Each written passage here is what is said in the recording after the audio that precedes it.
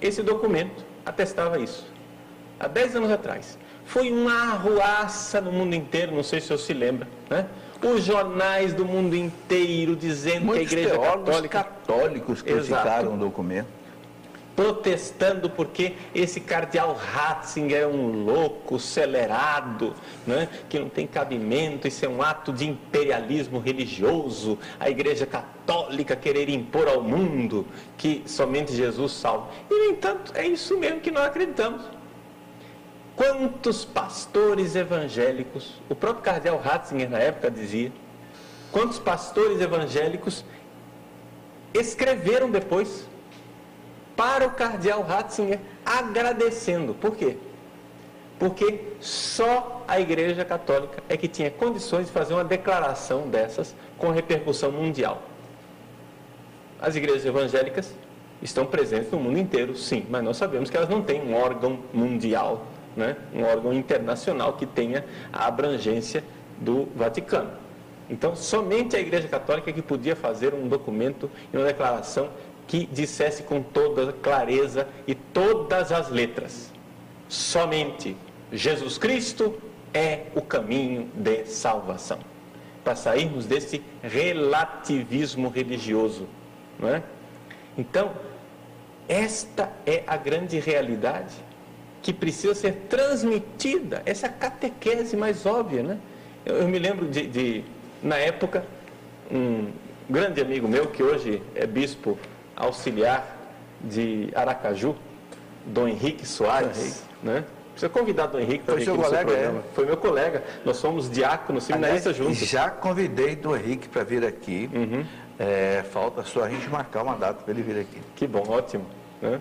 Então, Dom Henrique Soares da Costa, ele estava lá, era padre Henrique na época, e na época que foi lançado o documento, ele foi visitar umas freirinhas que na época que ele estudou em Roma, ele foi capelão delas, né? E aquelas freiras ali, depois da missa, no refeitório, perguntaram para o Padre Henrique: Padre Henrique, o que é que esse documento diz de tão diferente, que estava esse alarde aí, né? Esse alarde nos jornais, o que esse documento está dizendo? Aí o Padre Henrique disse: olha, irmãs, o documento diz que para a gente ser salvo, a gente precisa ir através de Jesus Cristo e pertencer à sua santa igreja. Né? Aí a irmã disse: mas não é isso que a gente aprendeu na catequese a vida inteira? E o Dom Henrique disse: pois é, irmã, então é a catequese óbvia, a catequese mais óbvia, a identidade católica mais óbvia que nós sempre tivemos a vida inteira, que agora está sendo posta em questão por teólogos católicos. Por teólogos católicos. Agora, Padre Paulo, eu queria aprofundar esse ponto aí. Aliás, eu queria até convidar os nossos telespectadores a lerem esse documento, estudarem esse documento, Dominus Iesus. Deve ter lá no site do Vaticano, né? Tem. No site do Vaticano, é só você entrar lá na Congregação da Fé, né? Isso. Parece que são documentos doutrinários, você clica ali, naquele ícone ali, você vai encontrar. Realmente, inclusive, nós já tínhamos esse programa aqui, e eu fiz aqui uma rápida exegese da Dominus Iesus aqui, eu passei, me lembro direitinho, porque eu fiquei impressionadíssimo, e aqui que eu queria pegar, com os teólogos católicos que criticaram o documento. O senhor Leonardo Boff, que não se pode mais dizer que é teólogo católico, e outros, né, que acompanham ele aí, especialmente na teologia da libertação, dizendo exatamente isso. O Papa acabou com o ecumenismo. O Papa colocou a pá de cal no ecumenismo. Não foi nada disso. Né? E aí eu me lembro que saiu também um estudo da Santa Sé, da Congregação da Fé, falando exatamente o seguinte, que a catequese estava sendo muito prejudicado por uma onda que era a seguinte: não preciso mais pregar Jesus Cristo, o batismo, não. Deixa lá o índio na dele, ele se salva na dele. Vamos lá levar para ele mais o conforto social, político, econômico. Deixa lá o índio se salvar na dele, o esquimó se salvar na fé dele. Teólogos católicos dizendo isso. De onde é que vem isso, Padre Paulo? Isso vem, professor, deixa eu dizer bem clarinho, do fato de que esses senhores estão servindo a um projeto de governo mundial. Eu vou dizer isso com toda clareza, então, porque... o buraco é mais embaixo, como se diz. O negócio é o seguinte, é que eles, na verdade, que parecem muito críticos, né? Porque nós, né, Padre Paulo, Embatinado, e professor Felipe Aquino, Quadrado, né, é que estão servindo ao imperialismo romano. Agora acontece que estes senhores que parecem muito críticos são capacho, eles são capacho de um movimento mundial que quer instalar um governo mundial. Só que acontece o seguinte, eles sabem que não vai haver governo mundial se não houver uma religião mundial. Está entendendo? Então, para que haja um governo mundial, era necessário uma religião mundial. Você vê, por exemplo, no Império Romano. No Império Romano, o Império Romano tinha pretensões mundiais, então eles pegavam todos os deuses dos povos que eles conquistavam e traziam para o panteão em Roma.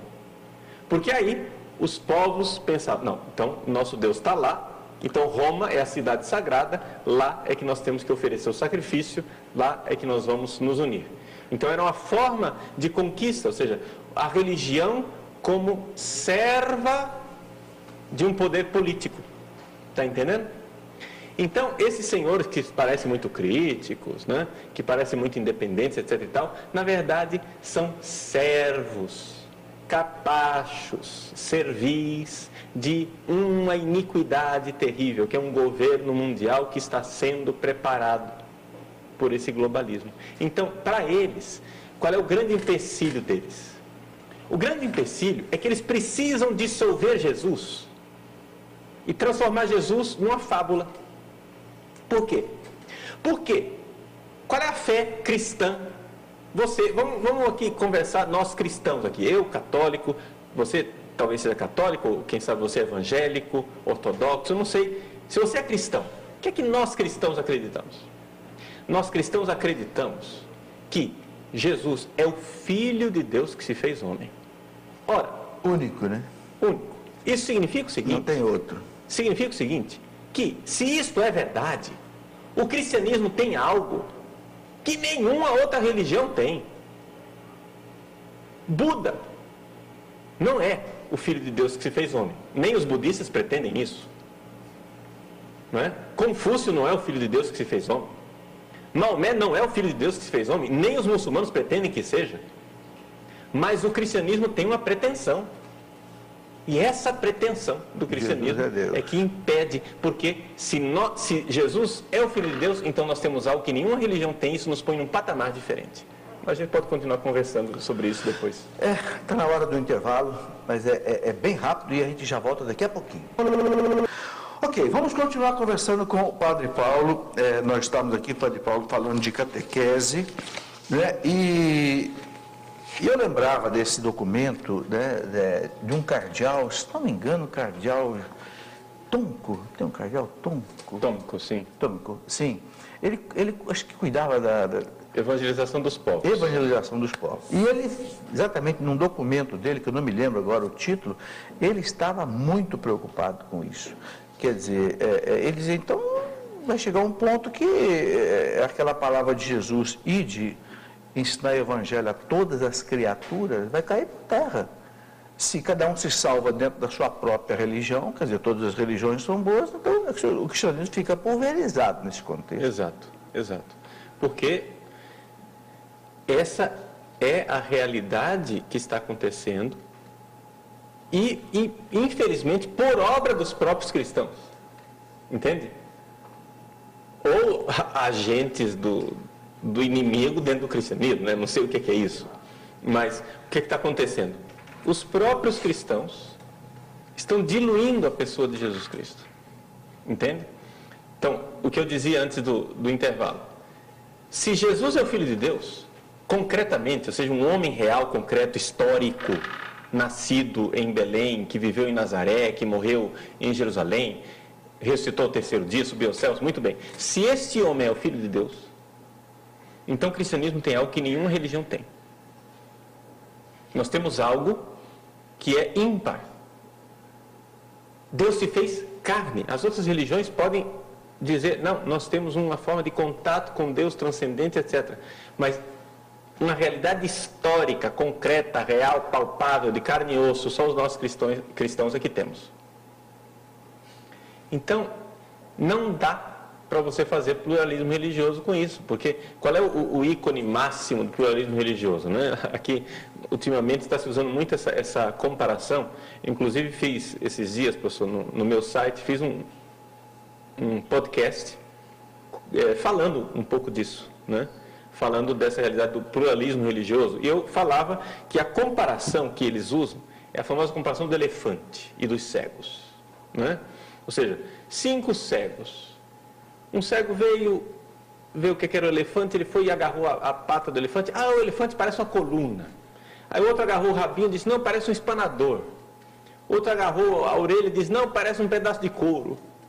O outro agarrou o marfim, o dente do elefante e disse, não, o elefante é muito duro. Né? O outro agarrou a tromba e disse, não, o elefante não é duro, coisa nenhuma, ele é mole. E daqui a pouco os 5 cegos estavam brigando entre si. E aí vem a moral da história. Eles não tinham por que brigar, porque todos tinham razão. Então assim são as religiões. As religiões brigam entre si, mas todas elas têm razão, porque todas elas escolheram um aspecto diferente de Deus. E então todas as religiões podem viver em harmonia no panteão relativista das religiões, porque todas elas escolheram um aspecto diferente da divindade que não cabe no cérebro humano, então é impossível, nós somos todos cegos às apalpadelas. Só que acontece o seguinte, meu irmão, nós concordamos que as religiões vivem às apalpadelas, mas não o cristianismo. O cristianismo, Deus se fez homem.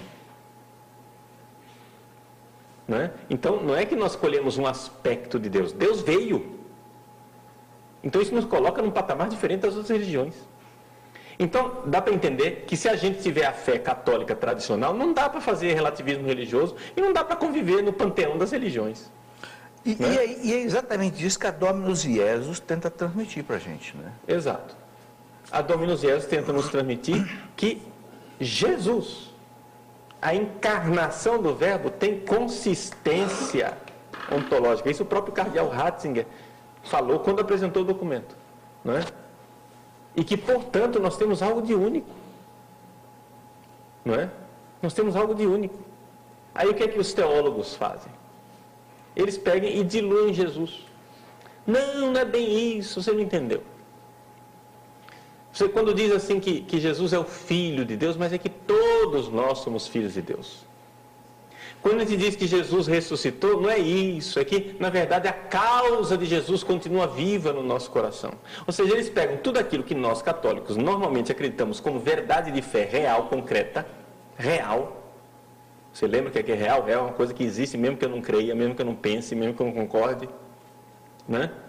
Então, nós, católicos, cremos que isso é real. Eles pegam esse negócio e diluem. Como se fosse assim um negócio, né? Conversa para boi dormir, história da carochinha, né? História do chapeuzinho vermelho, boitatá, bicho papão, saci pererê, tudo a mesma coisa. Entende? E aí